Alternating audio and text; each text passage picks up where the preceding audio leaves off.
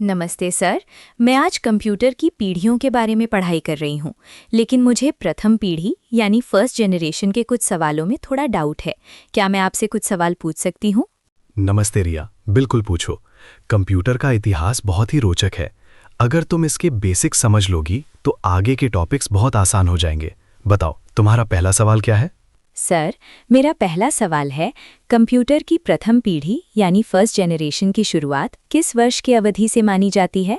Option A 1930 से 1945, option B 1940 से 1956, option सी 1950 से 1965 या ऑप्शन डी 1960 से 1975। रिया, इसका सही जवाब है ऑप्शन बी, 1940 से 1956। देखो, तुम्हें एक हिंट देता हूँ। इसी समय के दौरान दूसरा विश्व युद्ध चल रहा था और उसी दौरान बड़ी बड़ी कैलकुलेशंस करने के लिए इन शुरुआती कंप्यूटर्स को डेवलप किया गया था।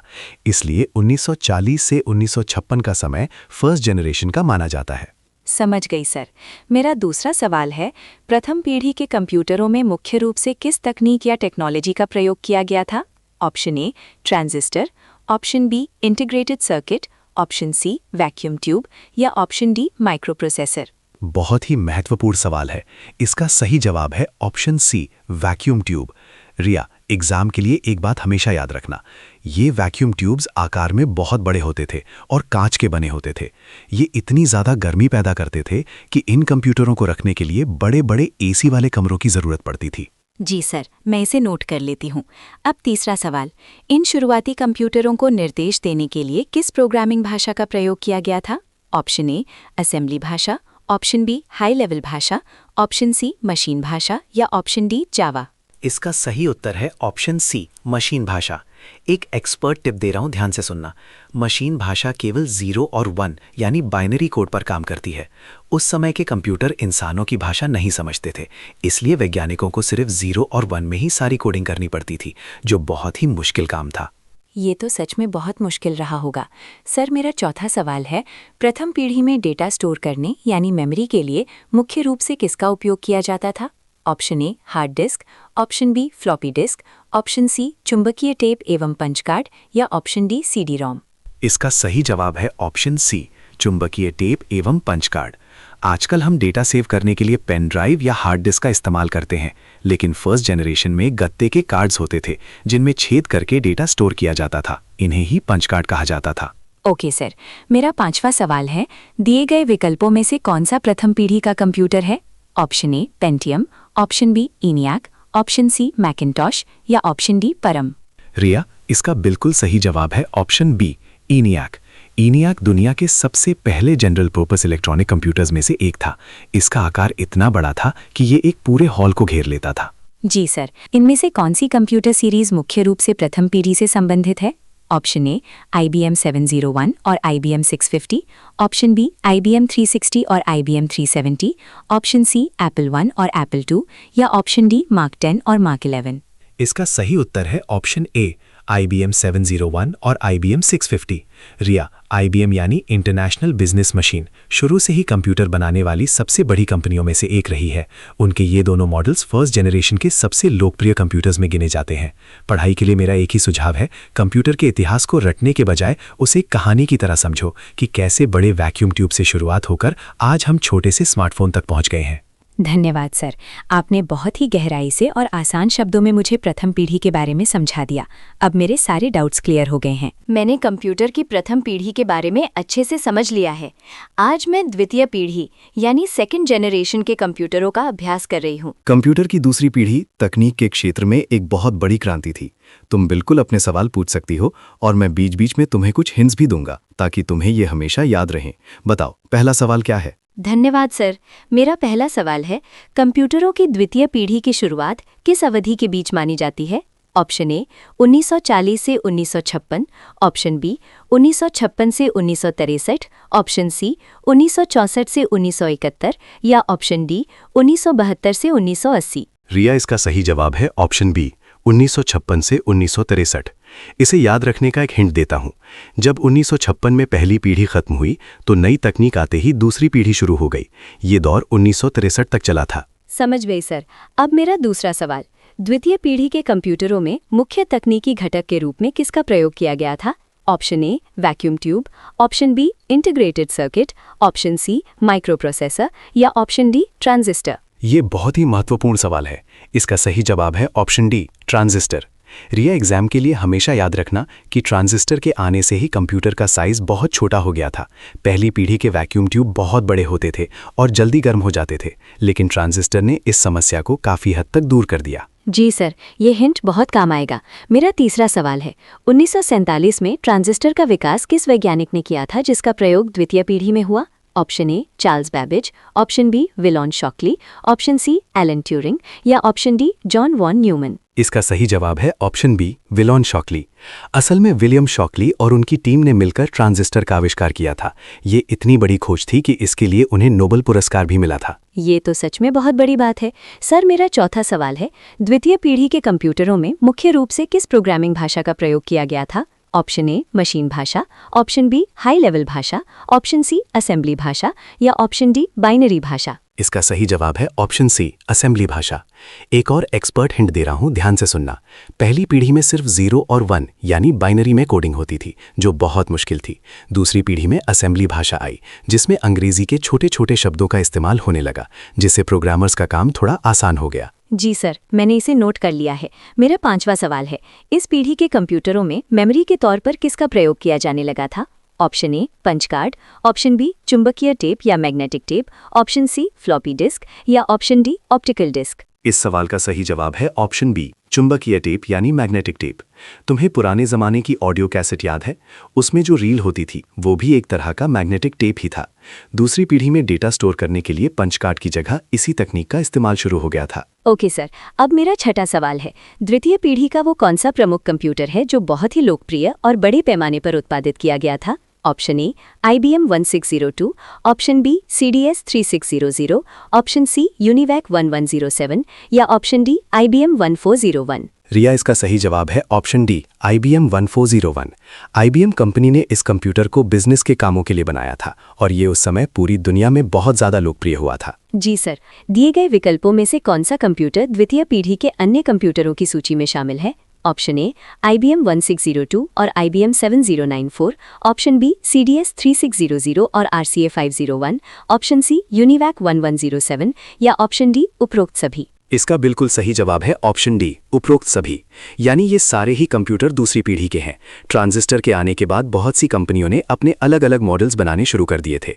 मुझे उम्मीद है रिया, इन सवालों और हिंट से तुम्हें द्वितीय पीढ़ी के कंप्यूटरों के बारे में पूरी स्पष्टता मिल गई होगी। जी सर, बिल्कुल। आपके हिंट्स ने इसे समझना बहुत आसान बना दिया है। मेरे सारे डाउट्स दूर हो गए हैं। तीसरी पीढ़ी यानी थर्ड जनरेशन के कंप्यूटरों का अभ्यास कर रही हूँ। मेरे पास कुछ महत्वपूर्ण सवाल हैं। कंप्यूटर की तीसरी पीढ़ी एक बहुत बड़ा टर्निंग पॉइंट थी। यहीं से कंप्यूटर का आकार और छोटा हुआ और काम करने की स्पीड बहुत बढ़ गई। मैं तुम्हारे सवालों के जवाब भी दूंगा और कुछ एक्स्ट्रा हिंट्स भी बताऊंगा। पूछो अपना पहला सवाल। धन्यवाद सर। मेरा पहला सवाल है, कंप्यूटर की तीसरी पीढ़ी यानी थर्ड जनरेशन की शुरुआत मुख्य रूप से किस वर्ष से मानी जाती है? Option A 1942, option B 1956, option C 1964 या ऑप्शन डी 1975। रिया, इसका सही जवाब है ऑप्शन सी 1964। इसे याद रखने का एक आसान तरीका बताता हूँ। दूसरी पीढ़ी 1963 में खत्म हुई थी और इसी के तुरंत बाद 1964 से लेकर 1971 तक का समय तीसरी पीढ़ी का माना जाता है। समझ गई सर। अब मेरा दूसरा सवाल, तीसरी पीढ़ी के कंप्यूटरों में मुख्य रूप से किस नई तकनीक का प्रयोग किया जाने लगा था? Option A vacuum tube, option B transistor, option C integrated circuit यानी IC या ऑप्शन डी माइक्रोप्रोसेसर। ये एग्जाम के लिए बहुत ही जरूरी सवाल है। इसका सही जवाब है ऑप्शन सी इंटीग्रेटेड सर्किट यानी IC। रिया, एक हिंट हमेशा याद रखना। पहली पीढ़ी में वैक्यूम ट्यूब था, दूसरी में ट्रांजिस्टर आया और तीसरी में इन दोनों को हटाकर एक छोटी सी सिलिकॉन चिप का इस्तेमाल शुरू हुआ, जिसे हम इंटीग्रेटेड सर्किट कहते हैं। इसी की वजह से कंप्यूटर छोटे और सस्ते होने लगे थे। जी सर, मैं इसे हमेशा याद रखूंगी। मेरा तीसरा सवाल है, वर्ष 1958 में IC यानी इंटीग्रेटेड सर्किट का विकास इनमें से किस वैज्ञानिक ने किया था? Option A Charles Babbage, option B Alan Turing, option C Jack Kilby या option D John von Neumann. इसका सही जवाब है option C Jack Kilby. Jack Kilby ने टेक्सास इंस्ट्रूमेंट्स नाम की कंपनी में काम करते हुए इस आईसी चिप का आविष्कार किया था। ये टेक्नोलॉजी की दुनिया में इतनी बड़ी क्रांति थी कि इसके लिए उन्हें आगे चलकर नोबेल पुरस्कार से भी सम्मानित किया गया था। ये तो सच में बहुत बड़ी उपलब्धि थी। सर, मेरा चौथा सवाल है, तीसरी पीढ़ी में प्रयोग होने वाली आईसी टेक्नोलॉजी में एसएसआई यानी स्मॉल स्केल इंटीग्रेशन का पूरा नाम क्या है? Option A small scale integration, option B simple system integration, option C silicon state integration या option D solid scale integration. Riya, इसका सही उत्तर है option A small scale integration. तुम्हें एक एक्सपर्ट टिप देता हूं। शुरुआती आईसी चिप्स पर बहुत कम ट्रांजिस्टर लगाए जाते थे, लगभग 10 से 100 के बीच, इसलिए इसे स्मॉल स्केल इंटीग्रेशन कहा गया। जैसे जैसे तकनीक बढ़ी, एक ही चिप पर हजारों ट्रांजिस्टर लगने लगे। ओके सर, कॉन्सेप्ट क्लियर हो गया। मेरा पांचवा सवाल है, इस पीढ़ी के कंप्यूटरों में मेमोरी के तौर पर मुख्य रूप से किसका प्रयोग किया जाने लगा था? Option A punch card, option B चुंबकीय टेप, ऑप्शन सी चुंबकीय डिस्क यानी मैग्नेटिक डिस्क या ऑप्शन डी ऑप्टिकल डिस्क। इस सवाल का सही जवाब है option C magnetic disk. Riya, याद करो, दूसरी पीढ़ी में हम मैग्नेटिक टेप इस्तेमाल करते थे जिसे रील की तरह घुमाना पड़ता था, लेकिन तीसरी पीढ़ी में मैग्नेटिक डिस्क का इस्तेमाल शुरू हुआ, जिसे हम डेटा को बहुत तेजी से पढ़ और लिख सकते थे। आज की हार्ड डिस्क इसी का सुधरा हुआ रूप है। जी सर, अब मेरा छठा सवाल है, तीसरी पीढ़ी के कंप्यूटरों के आगमन से इनमें से कौन सी कार्यप्रणाली यानी प्रोसेसिंग कैपेबिलिटी संभव हो गई? Option A batch processing, option B multi programming एवं multi processing, option C artificial intelligence या ऑप्शन डी डिस्ट्रीब्यूटेड कंप्यूटिंग। इसका एकदम सही जवाब है ऑप्शन बी मल्टी प्रोग्रामिंग एवं मल्टी प्रोसेसिंग। ये एक बहुत बड़ा बदलाव था। इसका मतलब है कि कंप्यूटर अब एक ही समय में एक से ज्यादा काम कर सकता था। जैसे आज हम एक तरफ गाना सुनते हैं और दूसरी तरफ टाइपिंग करते हैं। इस मल्टीटास्किंग की शुरुआत इसी पीढ़ी से हुई थी।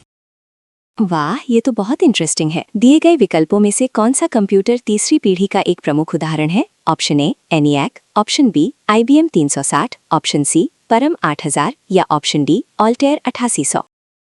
रिया, इसका सही जवाब है option B IBM 360। IBM company का ये 360 मॉडल उस समय का सबसे मशहूर कंप्यूटर था। इसे साइंटिफिक और बिजनेस दोनों तरह के कामों के लिए बड़े पैमाने पर इस्तेमाल किया जाता था।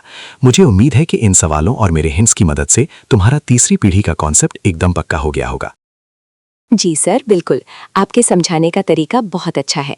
अब मैं तीसरी पीढ़ी का कोई भी सवाल एग्जाम में गलत नहीं करूंगी। चौथी पीढ़ी यानी 4th जनरेशन का इंटरैक्टिव मॉक टेस्ट दे रही हूँ। कंप्यूटर की चौथी पीढ़ी बहुत ही खास है, क्योंकि इसी पीढ़ी ने कंप्यूटर को आम लोगों के घरों और ऑफिसों तक पहुंचाया। तुम अपने सवाल पूछो, मैं उनके जवाब के साथ साथ तुम्हें कुछ ऐसे हिंट दूंगा जो तुम्हें परीक्षा में बहुत काम आएंगे। धन्यवाद सर। मेरा पहला सवाल है, कंप्यूटर की चौथी पीढ़ी की शुरुआत कब से कब तक मानी जाती है? ऑप्शन ए 1946 से 1959, ऑप्शन बी 1959 से 1965, ऑप्शन सी 1971 से 1989 या ऑप्शन डी 1989 से वर्तमान। रिया, इसका सही जवाब है ऑप्शन सी 1971 से 1989। इसे याद रखने का एक सीधा सा हिंट है। तीसरी पीढ़ी 1971 में खत्म हुई थी और उसी साल से चौथी पीढ़ी की शुरुआत हुई, जो 80 के दशक के अंत तक चली। इसके बाद 1989 से इंटरनेट का दौर और पांचवी पीढ़ी शुरू हुई थी। समझ गई सर। अब मेरा दूसरा सवाल है, चौथी पीढ़ी में प्रयुक्त तकनीकी VLSI का पूरा नाम क्या है? Option A very low scale integration, option B very large system integration, option C versatile large scale integration या option D very large scale integration. ये बहुत ही महत्वपूर्ण सवाल है। इसका सही जवाब है option D very large scale integration. Riya, याद करो, तीसरी पीढ़ी में स्मॉल स्केल इंटीग्रेशन था, लेकिन चौथी पीढ़ी में तकनीक इतनी उन्नत हो गई कि एक ही चिप पर हजारों लाखों ट्रांजिस्टर लगाए जाने लगे। वेरी लार्ज स्केल का मतलब ही है बहुत बड़े पैमाने पर सर्किट को जोड़ना। जी सर, ये हिंट बहुत काम आएगा। मेरा तीसरा सवाल है, चौथी पीढ़ी के कंप्यूटरों में प्रोग्रामिंग के लिए किस प्रकार की भाषा का प्रयोग किया जाता है? ऑप्शन ए मशीनी भाषा, ऑप्शन बी असेंबली भाषा, ऑप्शन सी हाई लेवल भाषा या ऑप्शन डी लो लेवल भाषा। इसका बिल्कुल सही जवाब है ऑप्शन सी हाई लेवल भाषा यानी high level language.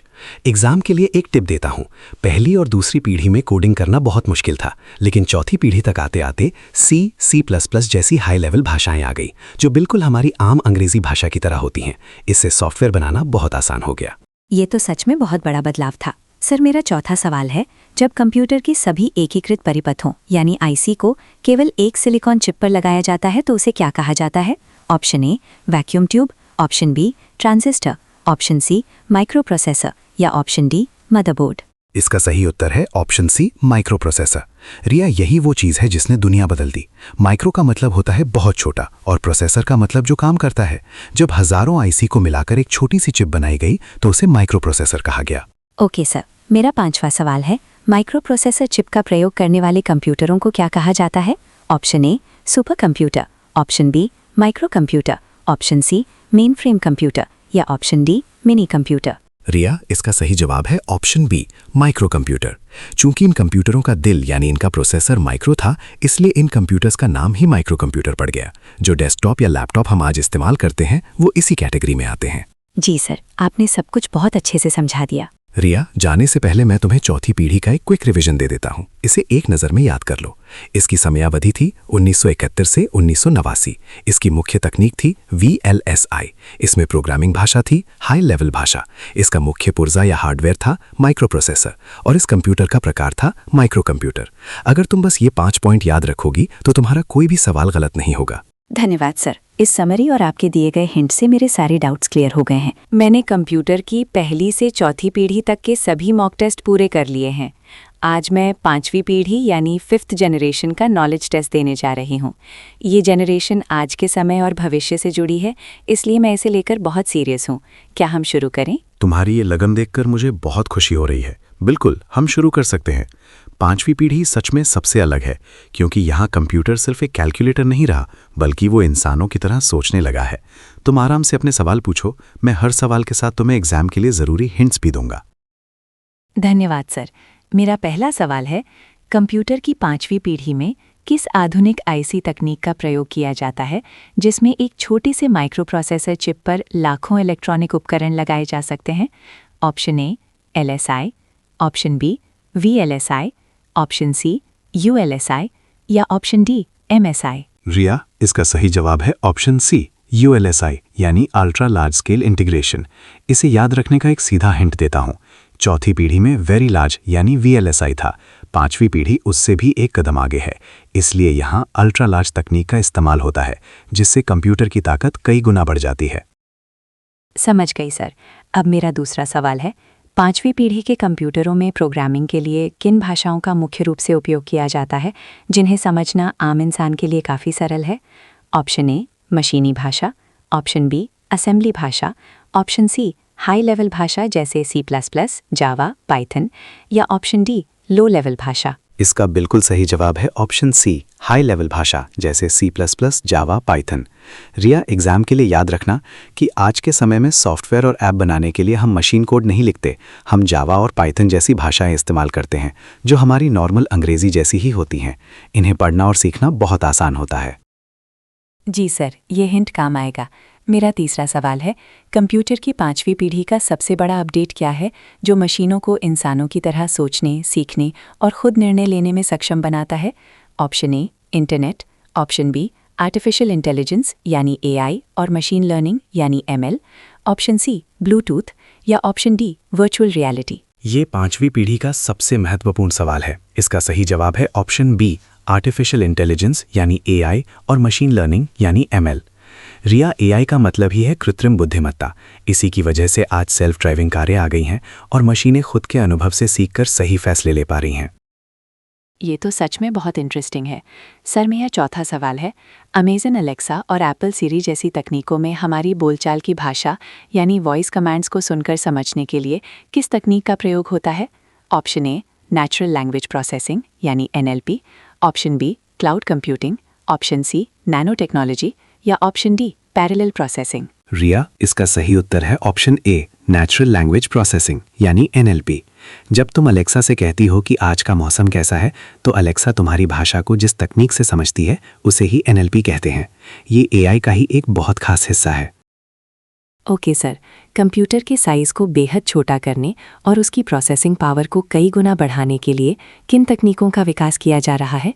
Option A parallel processing, option B quantum computing और nano technology, option C robotics या option D graphical user interface. इसका सही जवाब है ऑप्शन बी, क्वांटम कंप्यूटिंग और नैनो टेक्नोलॉजी। रिया, नैनो का मतलब होता है बहुत ही सूक्ष्म या छोटा।